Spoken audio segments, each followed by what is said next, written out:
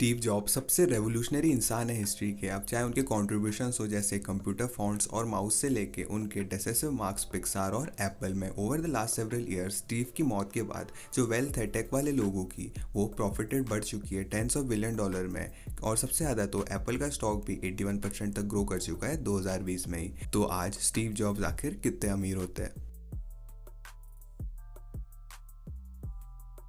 Starting of चले देख लेते हैं स्टीव जॉब्स के एप्पल स्टेक पिछले कुछ सालों में। स्टीव जॉब्स जो है उन्होंने एप्पल को स्टार्ट किया था स्टीव वोजेनिक के साथ 1976 में, मगर कंसिडर करते हुए कि उनके पास ज़्यादा कैपिटल नहीं था इन्वेस्ट करने के लिए कंपनी में, और क्योंकि फैक्ट था इक्विटी शेयर करनी जानी थी बाकी की वॉइसेस में कंपनी की एज वेल, तो स्टीव जॉब्स ने 26% स्टेक लिया एप्पल में। उसके साथ शुरुआत करी पहले फंडिंग राउंड 1977 के बाद, और इसके बाद 1985 में हालांकि ये स्टेक जो है वो कम हो गया आधे से भी 11% में। और इस पॉइंट पे बहुत सारे रीजंस की वजह से स्टीव जॉब्स जो है वो एक्चुअली क्विट या फायर कर दिए गए एप्पल से। वो कहते हैं कि वो उन्होंने क्विट किया, मगर रिपोर्ट कहती है कि उन्हें फायर कर दिया गया, मगर किसी भी तरह से उन्होंने एप्पल को 1985 में छोड़ दिया। और स्टीव जॉब्स जो है, क्योंकि वो स्टीव जॉब्स थे, उन्होंने डिसाइड किया कि वो एक ग्रेट आइडिया होगा अपने पूरे स्टेक को बेचने का एक सिंबॉलिक मूव की तरह, क्योंकि उन्हें एप्पल की ज़रूरत नहीं है। अब स्टीव जॉब्स जो थे वो एप्पल में 1997 में रिटर्न करने वाले थे, और इस टाइम में एप्पल के पास बहुत सारे लॉन्चेस हुए, मगर जो कंपनी है वो स्ट्रॉन्ग डाउन ट्रेंड नोटिस कर रही थी और बैंकरप्ट होने वाली थी।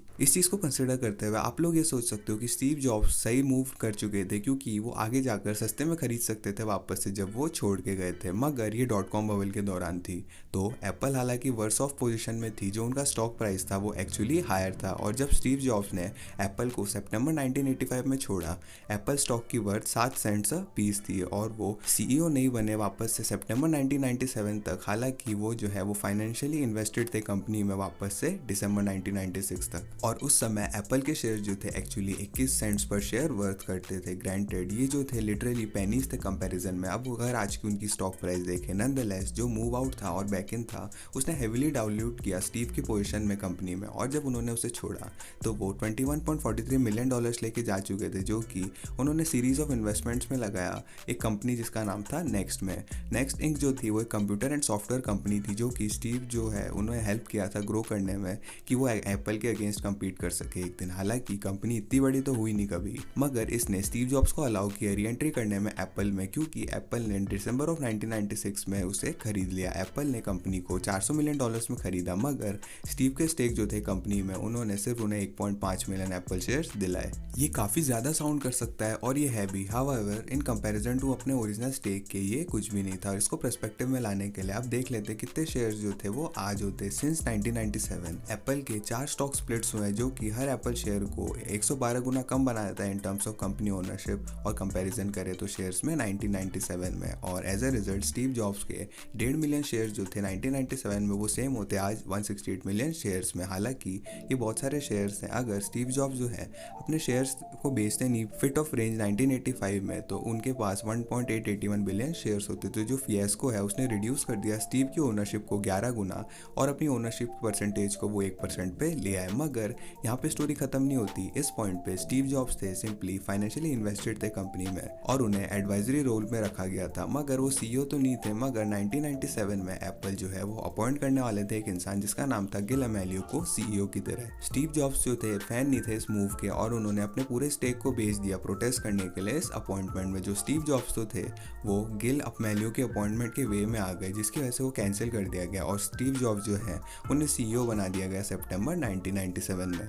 अपने पहले और ओनली कॉम्पनसेशन में स्टीव ने 5.5 मिलियन 2011 शेयर्स लिए, जो कि 1.375 मिलियन 1997 के शेयर्स के बराबर है। तो स्टीव जॉब्स ने सक्सेसफुली वाटर डाउन कर लिया था अपने स्टेक्स को 10% और ज़्यादा। मगर वो जैसा कि खुद कहते हैं कि उन्होंने एप्पल को ज्वाइन नहीं किया था वापस से पैसे के लिए, मगर ये चीज़ क्लियर हो गई अगले 14 सालों में। स्टीव जॉब्स ने $1 सैलरी ली rest of this time at Apple, और वो एक ट्रू $1 सैलरी थी। उन्हें कोई भी स्टॉक कॉम्पनसेशन नहीं मिला जैसे कि बहुत सारे सीईओज को आज मिलता है। और इन सारी चीज़ों के बाद हम ये जान सकते हैं कि स्टीव जो थे वो about 5.5 million shares of Apple के साथ बच गए थे जब उनकी मौत हुई, या फिर same as 154 million shares today, जो कि ट्रांसलेट करता है $2 billion at the time of his death और $20.43 बिलियन आज। बट वेट, यहाँ पे कोई चीज गड़बड़ है मैथ में। जब स्टीव्स की डेथ हुई उनकी नेटवर्थ $10.2 बिलियन की थी, मतलब $8.2 बिलियन का डिस्पेरेंसी है यहाँ पे। तो आखिर ये पैसा आया कहाँ से? वेल, आयरॉनिकली, हालांकि स्टीव जॉब्स जाने जाते हैं एप्पल और आईफोन से आज, मगर 80% जो उनकी नेटवर्थ थी वो एप्पल से नहीं थी, मगर एक्चुअली डिज्नी से थी। जब स्टीव जॉब्स ने एप्पल को छोड़ा था 1985 में, ना कि उन्होंने सिर्फ नेक्स्ट में इन्वेस्ट किया था, मगर एक छोटे एनिमेशन कंपनी जिसका नाम था ग्राफिक्स ग्रुप में भी किया था। उन्होंने ग्राफिक्स ग्रुप को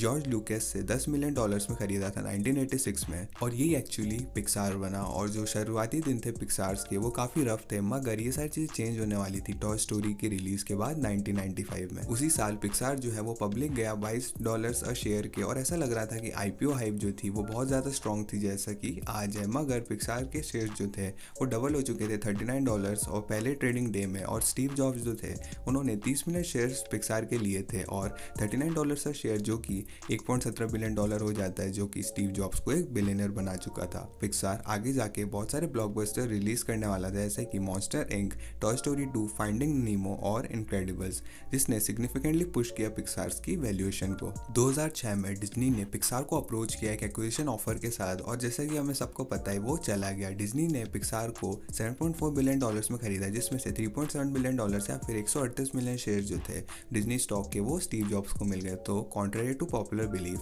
हालांकि एप्पल ने स्टीव जॉब्स को अमीर बनाया शुरुआती और आखिरी दिनों में, ये एक्चुअली पिक्सार था जिसने उन्हें बिलियनर बनाया था। और सबसे ज्यादा मेजॉरिटी ऑफ अपना पोर्टफोलियो अपनी डेथ के समय वो डिज्नी का स्टॉक था उनके पास। हालांकि डिज्नी का स्टॉक जो है 10 गुना नहीं बढ़ा एप्पल स्टॉक की तरह, मगर वो भी काफी ज्यादा बढ़ा है जब से स्टीव की डेथ हुई है, जो कि कई गुना बढ़ चुका है। स्टीव के 138 मिलियन शेयर जो थे डिज्नी के वो $25 बिलियन वर्थ करते हैं आज, और इन्हें 20.43 बिलियन के एप्पल शेयर्स को जोड़े तो स्टीव की जो वर्थ होती 45.432 बिलियन होती आज, जो कि उन्हें रैंक 27 में ले आता बिलियनर्स की लिस्ट में। और जो फनीस्ट पार्ट है यहाँ पे कि डिज्नी जो है एक्चुअली वो लार्जर पोर्शन बनाता आज भी उनकी नेटवर्थ का, मगर ये तब होता जब उन्हें ना कि रिसीव किए होते ना कि परचेज किए होते ज्यादा एप्पल शेयर पिछले दशक में। स्टीव जॉब जो है उन्हें कोई भी एप्पल स्टॉक नहीं मिला 1997 से 2011 के बीच में, मगर इसका मतलब ये नहीं है कि उन्हें कुछ नहीं मिलता। उन्होंने कोई भी कंपनसेशन नहीं लिया क्योंकि एप्पल जो है वो बुरे वक्त से गुजर रही थी, इसकी वजह से उन्हें कंपनी पे बर्डन नहीं डालना चाहते थे। मगर 2011 से एप्पल एक कैश काउ बन चुकी है जो कि $60 बिलियन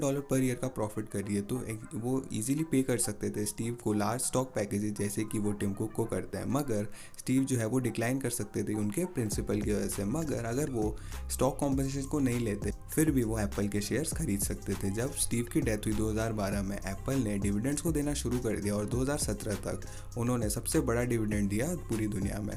अब मुझे तो ये नहीं पता कि स्टीव अगर जिंदा होते हो तो वो अलाउ करते डिविडेंड देना, क्योंकि वो प्रेफर करते इन्वेस्ट करना वापस से पैसे को एप्पल में, मगर वो वापस से ले सकते थे प्रॉफिटेबल, क्योंकि देखते हुए एप्पल कितनी ज़्यादा थी। और अगर डिविडेंड फ्यूशन में आता फिर भी स्टीव जॉब्स लीड करते कंपनी को, तो ऐसा था कि स्टीव जॉब्स जो थे अपने डिविडेंड पेमेंट्स को ज़्यादा एप्पल शेयर्स खरीदते अपना एप्पल स्टेक बढ़ाने में। हालांकि इसी के साथ ही स्टीव जॉब्स जो थे टॉप ऑफ एप्पल में, ऐसा लग रहा था कि एप्पल जो है सुपर इनोवेटिव था और वो एक्सट्रीमली प्रॉफिटेबल था बिना स्टीव के, मगर अब इतने इनोवेटिव नहीं रहे पहले की तरह वो। और शायद स्टीव जॉब्स जो है कंटिन्यू करते लीड को कंपनी को, तो हो सकता है कि कंपनी जो थी और ज़्यादा वैल्यूएबल होती आज। As a result, taking into account potential stock compensation, dividend reinvestment और greater growth in Apple stock, Steve Jobs जो है वो $50 बिलियन से ज़्यादा उनकी वर्थ होती आज, या उससे भी ज़्यादा हो सकती थी।